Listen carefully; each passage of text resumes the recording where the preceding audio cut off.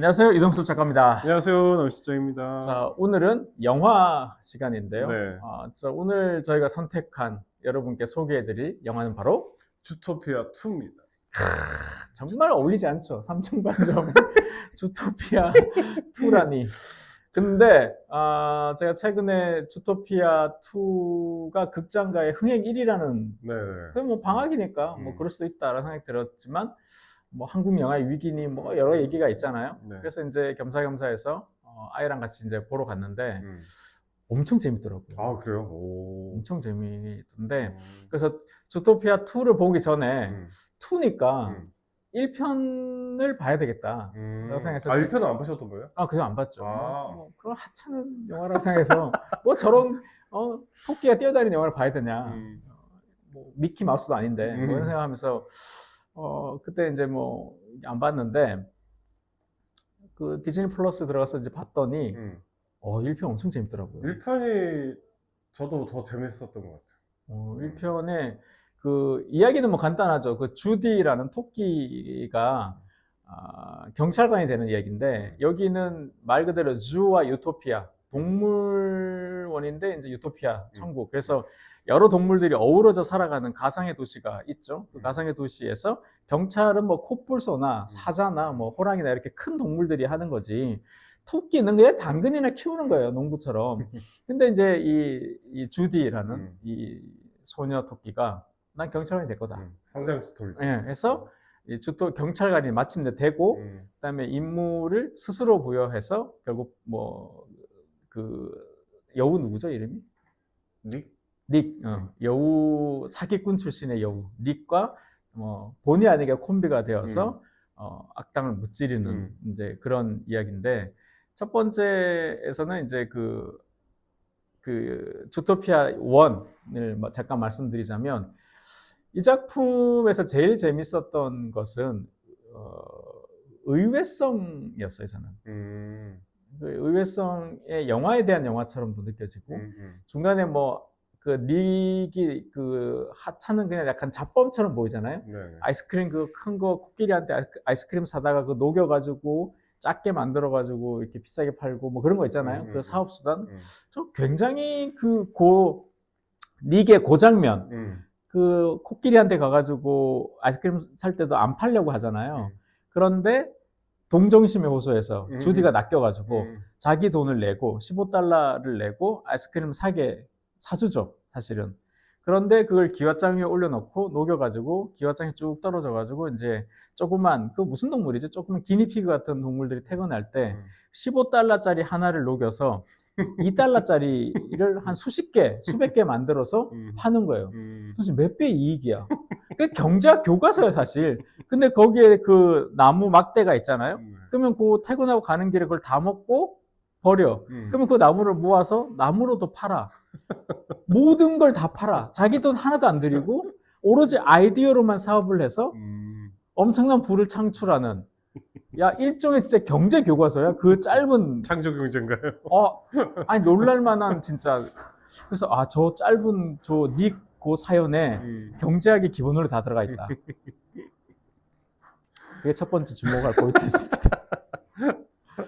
남장 어떻게 보셨어요? 저는 원이 그 누아르적인 요소가 상당하고 특유의 분위기가 있었던. 그러니까 일반의 그냥 동물 나오는 그냥 뭐 발랄하고 그냥 꿈과 희망이 넘치는 그런 게 아니라 그냥 성인물 이를테면 미스터리 누아르 구조가 나름 있어가지고 그게 되게 신선했던 것 같아요. 왜냐면 여기 이 주토피아는 사실 위계가 존재할 수밖에 없죠. 왜냐면 덩치 큰 육식 동물이 그렇죠. 있고 토끼한테는 여우가 그런 동물이잖아요. 그리고 이제 큰 뭐 코뿔소나 뭐 사자나 호랑이나 뭐 치타나 이런 육식 동물들이 포식자가 있으니까 이런 동물들이 작은 나머지 동물들을 해치지 않는다는 그게 확실한 뭔가 담보가 있어야지만 같이 평화롭게 살 수 있는데 어느 날 갑자기 이렇게 15마리 포식자들이 사라진 거예요. 근데 되게 야수로 변해서 뭐 공격적 성향을 드러내는 거죠. 여기에 어떤 음모가 있다. 그래서 그 범인을 잡는 그런 설정으로 되어 있잖아요. 그게 이제 지금 남시장님 얘기하신 미스테리 스릴러 구조. 근데 이게 제가 볼 때는 디즈니의 영리함인 것 같아요. 디즈니는 미국 사람들만 상대로 장사하는 게 아니라 세계를 상대로 장사하잖아요. 그러면 디즈니를 어릴 적부터 봤던 사람이 어른이 다 됐어 이미. 그러면 이 어른 관객을 놓치고 싶지 않아. 어린이 관객도 놓치고 싶지 않고 어른 관객도 놓치고 싶지 않아. 말 그대로 가족 영화를 만들어요. 항상 디즈니는. 그러니까 연말에 가족들이 함께 볼 수 있는 작품인데 이거를 예를 들어서 뭐 동화 같은 걸로 만들었던 게 겨울왕국이면 조금 스릴러나 요런 쪽 어른들이 봐도 재밌을 만한 장르로 만든 게 요 작품이 아닌가 싶어요. 예전에 아이스 에이지나 뭐 이런 데는 대체로 그 겨울왕국이라면 또 다른 쪽 날개는 주토피아는 조금 더 성인들한테 조금 더 방점을 찍는 그러면서도 아이들이 봤을 때 주디의 성장기 아니면 자기와 친하지 않았던 닉과 결국 우여곡절 끝에 동료가 되고 친해지는 이야기 이런 거가 아이들이 봐도 충분히 재밌는 그런 설정인가 아닌가 싶어요. 또 뭐 재밌었던 요소 있나요? 2로 2로 넘어갈까요? 2에서는 어떤 게 좀 재밌었나요? 이제 2는 이제 뭔 내용이었더라? 2는 그 이 주토피아를 건설했던 창조주가 고양이 가문들이 자기들이 창조했다고 생각하는데 링스, 살쾡이. 살쾡이라고 생각하는데 실제로는 뱀이 만든 거예요. 그렇죠. 근데 이 살쾡이가 그걸 다 뺏어버리고 이 뱀을 박해해서 이 왕국에 이제 파충류에 대한 공포를 심어놓고 그래서 파충류들은 여기 없는 거죠. 아니면 저기 뭐 지하세 같은 데 있어야 되고 배척했던 거죠. 그래서 이제 뱀이 등장하면 사람들은 완전 포비아에 빠지는 거예요. 근데 알고 보니 살쾡이가 이 주인공 뱀의 할머니가 이걸 만들었는데 그걸 다 뺏었고 그것을 알게 돼서 이제 바로 잡는 주디와 닉의 활약상을 그린 그런 액션 어드벤처 스릴러 판타지 그런 작품이라고 볼 수 있죠. 네. 근데 이제 2편은 워낙에 이제 선악 대결 구도가 분명하게 나와 있었고. 그러네요. 네. 그 다음에 이제 주디 맞아요? 네. 토끼. 주디와 닉이 스스로 뭔가 해결하는 것보다는 그냥 이제 휘말려서 사건에 휘말리죠. 네, 휘말려서 이렇게 들어가는 거여서 조금 더 저는 재미없었던 것 같아요. 그런 것 때문에. 동심을 잃어서 그래. 그런가? 인생 살다 보면 뭐 의지로 하나? 어떻게 휘말려서 하는 거지? 소설을 너무 많이 보다 보니까 너무 다 구조적으로만 보다가. 논리적 연관성 이런 거, 플롯 설계 이런 거. 그런 거로만 봐서. 근데 중간중간에 확실히 뭐 패러디 장면도 많고. 샤이닝 패러디한 기억나요? 네. 토끼가 이제 미로에 들어가잖아요. 네. 그러면 샤이닝의 그 잭 니콜슨을 위대하게 만들었던 그 샤이닝 장면에 광기 서려야 되는데 걔네가 그냥 그 트랙터를 밀어버리잖아요. 그런 것도 있고 제일 재밌었던 것 중에 하나는 1편에 나오는 건데 이 어둠의 세계에 대부가 있잖아요. 대부가 있는데 그 북극 곰들이 쫙 있으니까 저 곰이 보스인가 보다 했는데 곰이 탁 하면 조그맣게 모시고 있는 그 뭐 쥐 같은데 조그만 쥐가 그 대부 자리에 앉아 있고 음악은 그 대부 음악을 좀 약간 비튼 음악이 깔리고 그 보스의 목소리는 누가 봐도 멜론 브란도처럼 말하잖아요. 그냥 가까 오라 그러고 키스하라 그러고 막 그래서 그 곳곳에 영화 우리가 알고 있는 클래식 무비나 뭐 고전 명작 그런 영화들을 좀 패러디 오마주한 장면들이 많아서 또 영화를 많이 보신 또 중장년 관객들도 되게 재밌게 발견한 재미도 있었던 것 같고 그런 의외성이 또 있었어요. 그리고 그 중에 이제 1편에도 나오잖아요. 이 스피드광 엄청난 스피드를 하는 이 폭주족을 잡아야 되는데 결국 잡고 보니까 누군가 하면 나무늘보였던 거야. 나무늘보가 중간에 한번 나오는데 1편 중간에 서류 도장 찍는 건데 정말 모든 게 느리게 하잖아요. 이렇게 도장도 느리게 찍고 그런데 폭주족이 나무늘보라는 그 단순한 역발상이 너무 사람들한테 쾌감을 주고 2편에 보면 나오잖아요. 걔네가 왜 폭주족이 되었는지 기억나요? 왜 폭주족이 됐냐면 나무늘보니까 엑셀을 밟는 속도가 느려. 근데 한 번 밟으면 떼지를 않아. 그래서 계속 엑셀을 밟고 있는 떼는데도 느리게 시간이 걸리니까 뭐 그런 설정. 그러니까 그런 것들이 아까 남시장님께서 이렇게 주인공이 주도적으로 그걸 이끌지 못하고 좀 이렇게 휩쓸려 간다. 그건 분명한 사실인데 그것도 있지만 일종의 소동극이라고 할까요? 모험극이라고 할까요? 이제 그런 장르, 1편은 좀 스릴러 느낌과 이런 게 있다면 2편은 일종의 소동극처럼 왜냐하면 뱀이 나오니까 관객들한테는 좀 친근하거나 긍정적 이미지를 주기 힘든 게 계속 나오잖아요. 뱀이라는 게. 그렇죠. 근데 그것을 좀 이렇게 긍정적으로 보여주기 위해서 아마 좀 일종의 이렇게 소동극으로 만들지 않았을까 네네. 도 있고. 그러니까 파충류가 이제 나와야 되는데 파충류 중에서 뱀을 선택했다는 건 조금 의외였던 것 같아요. 그러니까 확실히 우리보다 더 심하잖아요. 유럽의 뱀은 성경에서부터 뭐 가장 나쁜 동물로 그려져 있고. 아 근데 그거 아세요? 아일랜드에는 뱀이 없다는 거. 추워서? 이게 다 그쵸 멸종했대요 진작에. 그래서 진짜 어, 아일랜드에는 뱀이 없대. 추워서 없는 거예요? 왜 없지? 그러니까 비관 시대 때 다 얼어서 음, 죽었다고. 이건 뺄게요. 아니 재밌는데? 네. 아, 그 보면 나오잖아요. 뱀은 추위를 못 견딘다고. 그래서 뱀도 겨울잠 자니까. 그래서 저는 근데 그거 보면서 또 과한 생각이고 예민한 생각일지 모르겠지만 네. 그 사람 뱀이 만들었던 여러 가지 건축물과 이 도시를 보면 굉장히 이슬람 문화처럼 느껴져요. 약간 건물의 약간 아라비안 나이트처럼 건물 구조나 이런 것들이.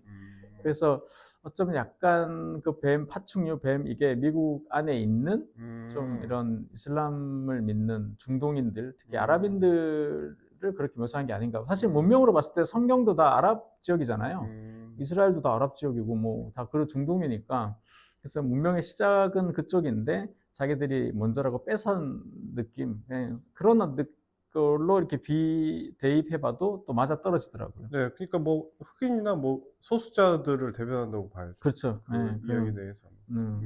그 제일 인상적인 것 중에 하나가 2를 보면서 인상적인 것 중에 하나가 뭐였냐면 1편도 2편도 음악이 굉장히 좋잖아요. 샤키라 음악을 이제 배치해서 되게 신나게 끝나는데 그것보다 제가 2편에서 제가 자막 쭉 올라가는데 끝까지 이제 봤는데 가장 놀란 건 뭐냐면 감독 이름이 1편에는 누구라고 나와 있어요. 사람 이름이. 네. 2편에는 디즈니에 있는 모든 사람이라고 돼 있어요. 그거 처음 봤어요. 그게 되게 인상적이었어요. 그러니까 사실은 한 작품의 감독은 한 명을 쓰잖아요, 보통. 그렇죠. 뭐 누구, 뭐 이렇게 딱 쓰는데 스티븐 스필버그 아니면 뭐 스탠리 쿠브릭 딱 쓰는데 그게 아니라 디즈니 모든 직원 이런 식으로 썼더라고요. 그래서 이게 요즘 얘기하는 그 PC 문화? 정치적 올바름. 약간 그런 거와 좀 관련되어 있을 수도 있겠거니와 디즈니가 사실은 여러 가지로 그런 걸 시도해 왔잖아요. 뭐 그러니까 가족 영화를 만든다는 것 때문에 더 그런 것 같아요. 그런 걸 수도 있고 흑인 뭐 인어공주라든가 네네. 뭐 그런 도전적이고 실험적인 걸 좀 했잖아요. 네. 그래서 뭐 비난도 받기도 하고 또 일종의 찬사를 받기도 하고 했지만 상업적으로 좀 잘 안 됐죠. 그렇죠. 돈이 안 됐죠. 왜냐하면 아직까지는 그 편견과 선입견이 있기 때문에 좀 깨기가 힘들었던 것 같은데 그 일환으로서 그 어떤 철학적인 면, 그러니까 그 회사의 철학이 정말 전 세계를 상대로 정말 많은 사람들한테 이 소구하는 영화를 만들다 보니 좀 그런 부분까지 신경 쓴 게 아닌가. 그래서 2편에서는 샤키라가 부른 노래가 영어로 쭉 부르다가 중간에 꽤 긴 구절을 스페인어로 불러요. 그러니까 그것도 사실 미국에서 제 첫 번째 언어가 영어면 두 번째 언어는 스페니시잖아요. 네네네. 그러니까 그런 면에서도 우리가 한국 가요, 그 케이팝에서 노래 한국 가사 부르다 중간에 영어 넣잖아요. 그런 것처럼 영어 가사 안에 스페인어를 넣는 거 그런 것도 좀 달라진 점 중에 하나더라고요. 그래서 세 번째 이 주토피아 3가 나오면 과연 그 감독 이름에 뭐가 나올까? 그것도 또 하나 관전 포인트가 아닐까 싶습니다. 그래서 주토피아를 보면서 약간 연말 기분도 나더라고요, 확실히. 그런 애니메이션 보면 연말 기분 나잖아요. 맞아요. 그렇다고 뽀로로를 보기에는 좀 그런데, 그러니까 뽀로로도 좀 우리도 이제 진짜 분발해야 돼. 지금 우리가 K 컬처라고 그러나요? 우리 대중문화가 정말 뭐 음악부터 뭐 영화, 드라마, 뭐 문학 다 되잖아요. 안 되는 것 중에 하나가 이제 애니메이션인데, 애니메이션이 사실은 뭐 가장 센 나라죠. 미국 뭐 디즈니를 따라갈 수가 없는데 그래서 지브리 같은 경우도 디즈니가 하지 않는 걸 하겠다 해서 지브리가 나오잖아요. 그럼 우리도 어떤 스튜디오에서 디즈니도 지브리도 하지 않는 걸 우리가 하겠다라고 하면서 했으면 좋겠고 봉준호 감독이 뭐 애니메이션을 해보겠다 뭐 이런 말을 했었잖아요. 그쵸. 예, 그래서 그것도 좀 기대되는 면이기도 해요. 애니메이션.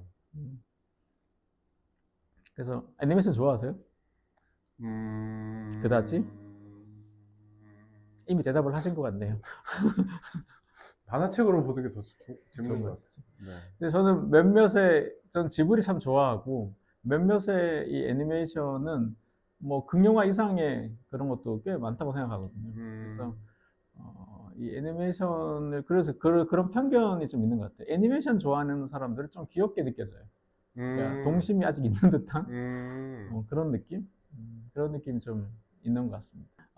영화를 보시길 뭐 시간이 안 되시거나 뭐 그러시면 음악이라도 한번 들어보시면 좋을 것 같아요. 샤키라의 음악이나 뮤직비디오 그것만 보셔도 영화의 전체적인 톤이랄까요? 그런 분위기는 충분히 느낄 수 있고, 그리고 그 음악이 굉장히 좋아요. 항상 디즈니는 뭐 OST가 워낙 탁월하니까 그래서 한번 이렇게 유튜브에서 음악이라도 한번 들어보시면 좋지 않을까. 기회 되시면 한번 보시면 시간도 잘 가고. 근데 저희 아내는 그렇게 얘기하더라고요. 이 2가 정말 5초, 15초 단위로 장면이 바뀌어서 너무 어지럽다. 이게 사람들이 이제 어떤 한 장면의 주의 집중 시간이 짧아져서 쇼츠보다 더 짧게 이제 아마 일부러 편집을 그렇게 한 것 같아요. 장면 구성을. 그래서 사람들한테 지루하지 않게 하기 위해서. 그게 어떤 사람들한테는 좀 어지럽고 또 어떤 사람들한테는 너무 신나고 빠르다. 뭐 엔돌핀 뭐죠? 그거? 도파민. 나 항상 엔돌핀과 도파민이 헷갈려. 도파민이 이렇게 돈다 이런 느낌이 드는 것 같아요. 그래서 멀미가 날 정도는 아니지만 그래도 좀 이렇게 느리게 가는 영화를 좋아하시는 분들한테는 1편은 그나마 따라갈 만한데 2편은 굉장히 좀 장면 전환이 많고 빠른 것. 특히 또 극장에서 보니까 화면도 큰데 그래서 좀 어지러운 면도 있긴 하더라고요. 그런 면이 있다. 그래서 그것은 현 시대가 빨라지니까 아마 좀 더 빨라지는 면이 있지 않나 그렇게 생각이 듭니다. 네. 그래도 연말 연시에 가족들과 함께 보기에 좋은 영화 주토피아 2였습니다. 오늘 여기까지 하겠습니다. 고맙습니다. 감사합니다.